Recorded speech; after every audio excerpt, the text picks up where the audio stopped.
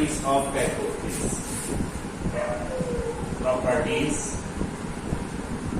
of cathode rays. Cathode किरणों के गुण।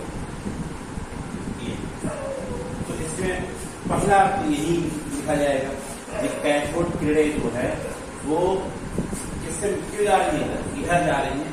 तो कैथोड किरणें कैथोड से एनोड की तरफ जा रही हैं। एनोड की तरफ जाने का मतलब इसके चार्ज कैसा है, नेगेटिव चार्ज। फिर पॉजिटिव की तरफ जा रहे हैं तो कैसा खुद पे कैसा चार्ज, नेगेटिव चार्ज है। तो एक तो पॉइंट्स आपका यही बनता है, कौन सा वाला, cathode rays consist of negatively charge particle. एक कैथोड किरणें ऋणात्मक से क्रॉसिंग करके बनी होती है। ये तो पहला पॉइंट लिख गया, ठीक है। तो cathode rays are made up of metal particle. Cathode rays carry negative charge particles, यानी कैथोड किरणें जो है वो सीधे आप लोगे कि ऋणात्मक से क्रॉसिंग करके बनी होती है। अब इसके बाद आता है जैसे इसमें कोई बेल, जैसे किसी कोई चीज रख दे, कोई भी शेप की चीज रखोगे तो उसी शेप की चीज यहाँ दिखाई देगी। स्क्रीन लगा देंगे तो उस पर, ठीक है, पर्दे पर वही चीज दिखाई देगी। इसका मतलब क्या हुआ कि रे जो है वो सीधी चल रही है, तभी तो उसकी जैसे बिल्कुल सेम वैसी एज इट इज साइज और सब कुछ वैसे ही, साइज से इतना चेंज हो वैसा ही यहाँ पर स्क्रीन पर जो है इसकी इमेज बन जाती है, इसका प्रतिबिंब बनता है, ठीक। और ये तभी पॉसिबल है, मान लो कोई चीज यहाँ पर है वही स्क्रीन लगा है और ये लाइन सीधे जाएंगी तो उतनी ही साइज की यहाँ पर हमें इमेज बनी दिखाई देगी, ठीक। और अगर ये टेढ़ी हो जाती तो हमें कुछ ना दिखाई देता, ठीक है। बड़ी भी दिखाई सकती है तो कुछ नहीं दिखाई देती। तो हम दूसरे पॉइंट में ले सकते हैं कैथोड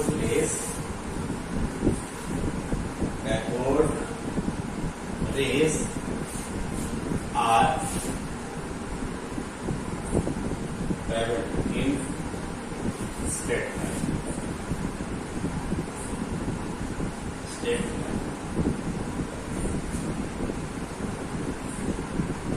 तो कैथोड, हिंदी में कैथोड किरणें सीधी रेखा में चलती है, ठीक।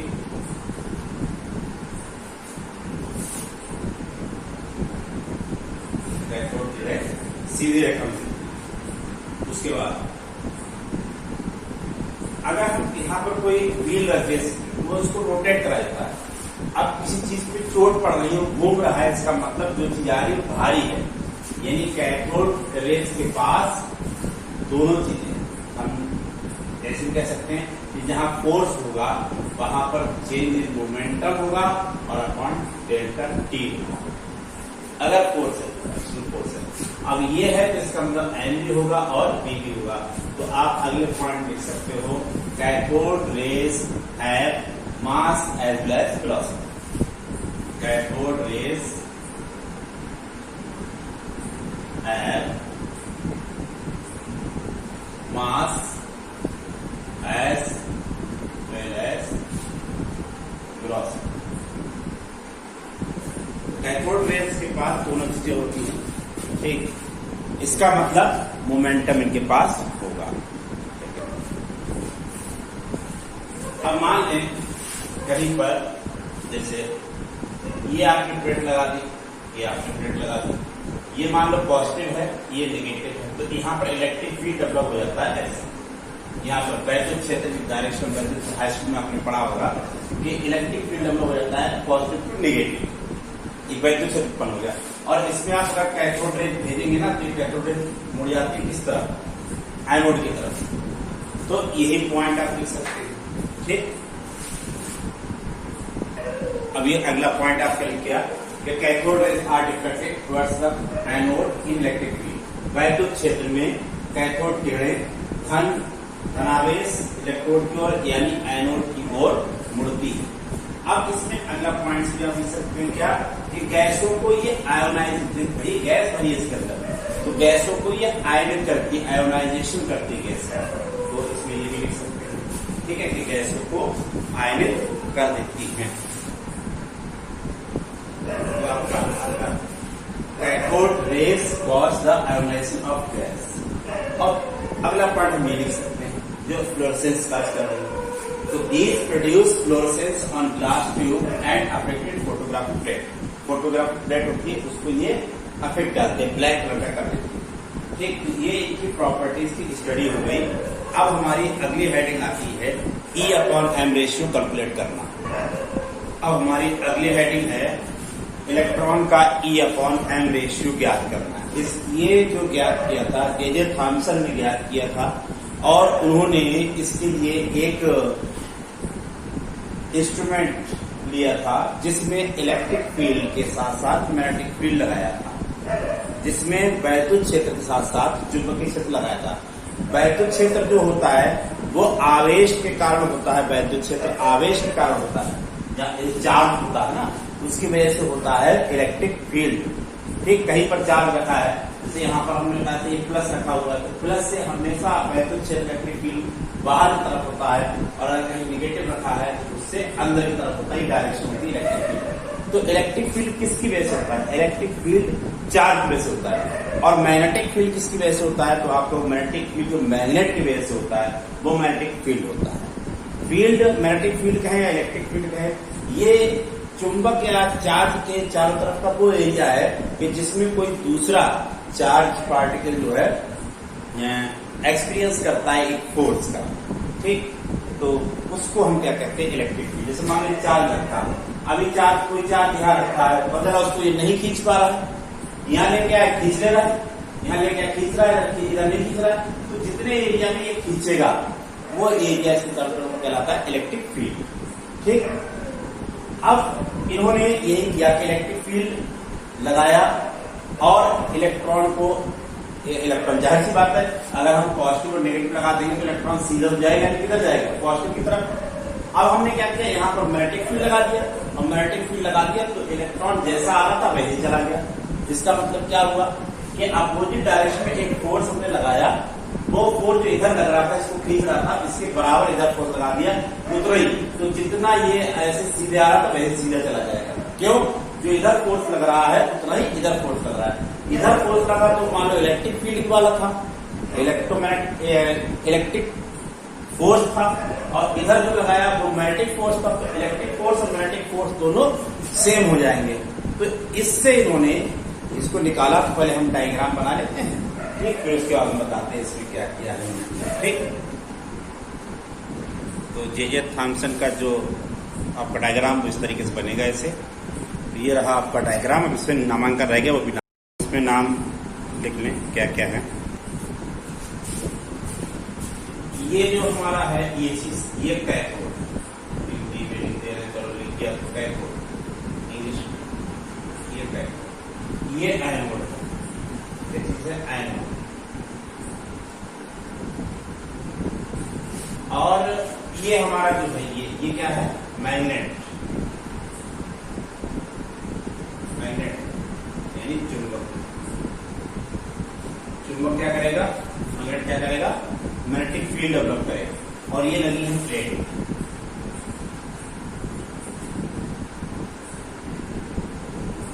प्लेट्स।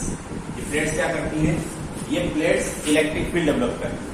ठीक, प्लेट्स क्या करती है? इलेक्ट्रिक फील्ड डेवलप करती है। और ये मैग्नेट क्या करता है? वो मैग्नेटिक फील्ड डेवलप करता है। अब इस डायग्राम को आप देखिए ध्यान से, क्या कह रहा है डायग्राम। तो देखिए डायग्राम आपका क्या कह रहा है। डायग्राम यहाँ पे ये कह रहा है आपका कि इसे ये तो हमारा हो गया कैथोड, ये हो गया एनोड, और ये मैग्नेट हो गया, और ये प्लेट लगी इधर जिंक सल्फाइड का स्क्रीन लगा हुआ है। जब इस कैथोड से जब हमने सोर्स लगा दिया, कैथोड से जब इलेक्ट्रॉन्स निकलेंगे तो ये एनोड के क्षेत्र उससे पार निकलते हुए और चले जाएंगे सीधे, ये बी पॉइंट पर जाके टकरा गए। ठीक, फिर आपने क्या काम किया? इन प्लेटों के बीच लगाया, आपने प्लेटों को चार्ज कर दिया, तो प्लेटों के बीच क्या लग जाएगा? Electric field. जब इलेक्ट्रिक फील्ड लगेगा जो इलेक्ट्रॉन्स है पॉजिटिव तरफ भागेंगे, तो ये यहाँ से टर्न होने लगेगी, इधर से टर्न हो जाएंगे, कहाँ लगेंगे? मान लो यहाँ लगता है। ये पॉइंट कौन सा हो गया? ये पॉइंट मान लो आप ए कहते हैं। ठीक है, तो जब कोई फील्ड नहीं होता है, इलेक्ट्रिक फील्ड और मैग्नेटिक फील्ड कोई फील्ड नहीं लगा होता, उस वक्त इलेक्ट्रॉन सीधे जाकर के सीधे पॉइंट बी पर टकराते हैं। ठीक, लेकिन जब हम इसमें वैद्युत क्षेत्र लगा देते हैं, इलेक्ट्रिक फील्ड लगा देते हैं तो ये इलेक्ट्रॉन ए पर चले जाते हैं। ठीक, अब हमने इलेक्ट्रिक फील्ड मालूम नहीं लगाया, बंद कर दिया। अब हमने मैग्नेटिक फील्ड लगा दिया। मैग्नेटिक फील्ड लगाया तो पता चला कि इलेक्ट्रॉन जो है वो यहाँ से इस तरीके से यहाँ आ गए, कहाँ, नीचे। यानी इलेक्ट्रिक फील्ड ऊपर ले जा रहा है, मैग्नेटिक फील्ड नीचे ले जा रहा है। ये तभी पॉसिबल है जो इलेक्ट्रिक फील्ड मैग्नेटिक फील्ड एक दूसरे के परपेंडिकुलर हो। तो इलेक्ट्रॉन आकर के यहाँ टकरा रहे हैं, यहाँ चमक पैदा करेंगे, यहाँ किलो प्रोड्यूस करेंगे। ठीक, लेकिन अब पहली बार कोई फील्ड नहीं था तो सीधे गया। फिर आपने इलेक्ट्रिक फील्ड लगाया, फिर ये इलेक्ट्रॉन ऊपर तरफ मुड़ गए। अब इलेक्ट्रिक फील्ड हटा दिया, अब आपने लगाया मैग्नेटिक फील्ड, केवल चुंबकीय क्षेत्र लगाया, यानी ये वाला। तो ये लगाया तो इलेक्ट्रॉन कहाँ चले गए, नीचे। अब क्या है, अब इलेक्ट्रिक फील्ड और मैग्नेटिक फील्ड लगाए। अब जैसे ये मान लो इलेक्ट्रिक फील्ड आपने लगा दिया, इधर जा रहे हैं, फिर आपने धीरे धीरे मैग्नेटिक फील्ड बढ़ाया, तो पता ही चला मैग्नेटिक फील्ड बढ़ाया, जब इलेक्ट्रॉन इधर जा रहे थे तो फिर अब ये इधर आए, फिर ये यहाँ पर आए, फिर ये सीधे आ गए। तो जब ये सीधे आ जाएंगे इसका मतलब ये है जो इधर इलेक्ट्रॉन जा रहे थे किसकी वजह से आ रहे, इलेक्ट्रिक फील्ड की वजह से, वैद्युत क्षेत्र की वजह से। अब जब चुंबकीय क्षेत्र आपने और लगा दिया तो चुंबकीय क्षेत्र नीचे खींच लिया, यहाँ ले आया। यानी वैद्युत क्षेत्र के साथ साथ चुंबकीय क्षेत्र लगाया गया है। जो इलेक्ट्रिक फील्ड है उसी के साथ में मैग्नेटिक फील्ड लगा दिया तो पता चला इलेक्ट्रॉन जहां थे वहीं चले गए। इसका क्या मतलब, जो इलेक्ट्रिक फोर्स ने इसको ऊपर की तरफ खींचा था उतना ही फोर्स मैग्नेटिक फोर्स लग गया नीचे की तरफ। तो इस वजह से इलेक्ट्रॉन जो है ऊपर न जाकर सीधे चले जाएंगे। ऊपर इसलिए जा रहे हैं क्योंकि वहां पर इलेक्ट्रिक फील्ड लग रहा है। जब केबल प्लेटों के बीच इलेक्ट्रिक फील्ड लगाओगे तो इलेक्ट्रॉन जाकर के ए पे टकराएंगे। ठीक है, या केवल आप लगाओ मैग्नेटिक फील्ड तो इलेक्ट्रॉन सी पर टकरा जाएंगे, नीचे वाले पर। सी कहाँ, सी आपका ये पॉइंट सी। ठीक है, जब केवल ओनली मैग्नेटिक फील्ड है तब।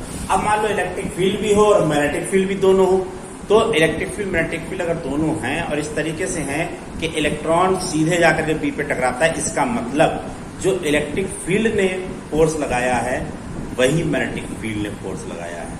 इसी वजह से इलेक्ट्रॉन जहां थे फिर वहीं आ गए। तो इसमें यह है कि क्या लिखेंगे, मतलब हिंदी में क्या कहेंगे, हिंदी में आप कहेंगे इसको कि वैद्युत क्षेत्र के कारण जितना बल लग रहा था इलेक्ट्रॉन पे उतना ही बल चुंबकीय क्षेत्र के कारण लगने लगा, जिस कारण इलेक्ट्रॉन जो है वो सीधे जाकर के बी पॉइंट पे टकरा गए। ठीक है, तो यहाँ पर देखो answer measured the E upon M ratio by using cathode rays tube and applying electric field and magnetic field perpendicular to each other। मतलब हिंदी में आप क्या लिखेंगे कि जे थॉमसन ने E upon M का अनुपात ज्ञात करने के लिए एक कैथोड किरण नलिका ली जिस पे वैद्युत क्षेत्र और चुंबकीय क्षेत्र दोनों लगाए और ये दोनों एक दूसरे के परपेंडिकुलर। ठीक, तो यहाँ पर लिखोगे electric force on electron on cathode rays, electric force कितना होगा वो F इक्वल टू E। ठीक, कैथोड किरणों पर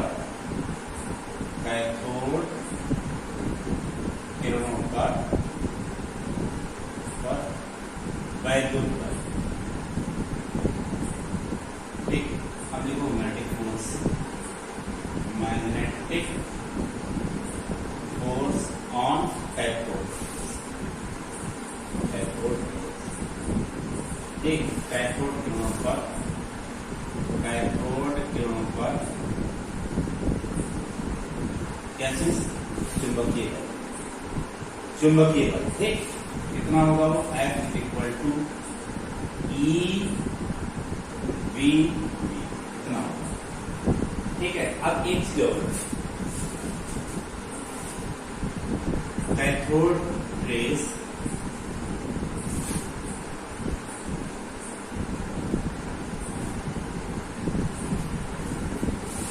ऑन सर्कुलर पाथ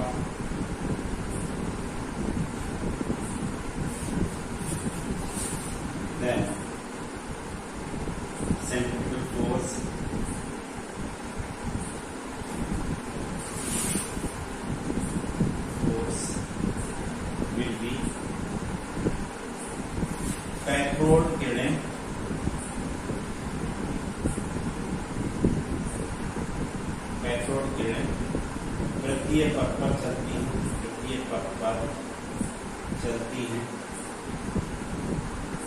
तब पर चलती हैं, तब उन पर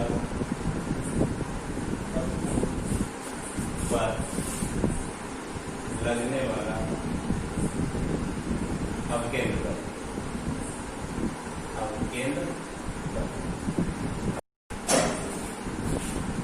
तो लगने वाला बल, ठीक है, पर यानी कि फोर्स कितना होगा, F=mv²/r।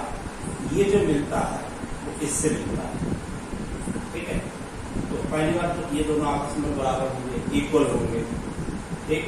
तो अगर इन दोनों को हम इक्वल कर दें तो हमारा हो जाएगा, ये इक्वेशन मान लो फर्स्ट है, ये इक्वेशन मान लो सेकेंड है, ठीक। दोनों इक्वल कर दें, ये मिटा जाएगा, तो हो जाएगा E=, हो जाएगा EBB, इसी कैंसिल हो गया, E=BB। इसमें आप ये निकल आई वैल्यू, इसकी वैल्यू आ गई B=E/B। ये एक फार्मूला है बहुत इंपॉर्टेंट, ये कई जगह पूछा जाता है, इलेक्ट्रिक फील्ड मैग्नेटिक फील्ड से करते हैं इलेक्ट्रॉन की वेलोसिटी का। अब तुम चक्कर में पड़ जाओगे कैसे निकलेगा, क्योंकि यहाँ तक पहुंच नहीं पाओगे, ठीक है। तो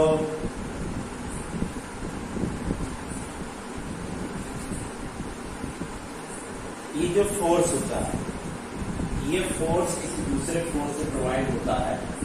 यहाँ पर मान लें अगर ये फोर्स इससे प्रोवाइड हो रहा है तो क्या होगा, देखें अगर इससे प्रोवाइड हो रहा है तो क्या होता है। तो ये हमने सेंट्रीफ्यूगल फोर्स निकाल लिया था, अवकेंद्र निकाल लिया था, जैसे कि इलेक्ट्रॉन ऐसे घूमेगा या ऐसे घूमेगा, तो सर्कुलर पाथ में रोटेट किया, वो सर्कुलर पाथ में रोटेट किया थोड़ी देर के लिए, यहाँ पर इसकी तरफ अवकेंद्र लगेगा, सेंट्रीफ्यूगल फोर्स लगेगा, अवकेंद्र लगेगा। वो कितना होता है, इतना। ये किसी दूसरे फोर्स से मिलेगा, चाहे इससे मिले चाहे इससे मिले, किसी एक से ले तो हमने मान लो कह दिया ये इससे मिलेगा, ठीक। तो ये हो जाएगा mv²/r=EBB, जो अवकेंद्र हमेशा उसी बल के बराबर होता है जिससे मिलता है। तो अब इसमें बी और बी कैंसिल हो गया, अब ये m ले लो, तो ये इधर ले आओ, m/e इधर चला जाएगा, ये हो जाएगा r/b/b। एक काम करें, बी की वैल्यू उठा के यहाँ रखें, ये और इसको उल्टा कर दें, तो E/m क्या हो जाएगा, E/m। पहली बात तो ऊपर जाएगा और ऊपर जाएगा उसी जगह पर रख सकते हैं हम ये, क्यों आया ऊपर बी, लेकिन बी E/b लिख सकते हैं, और ये नीचे जाएगा, ये हो गया r/b। तो क्या आ गया, ये हो गया E/b²/r।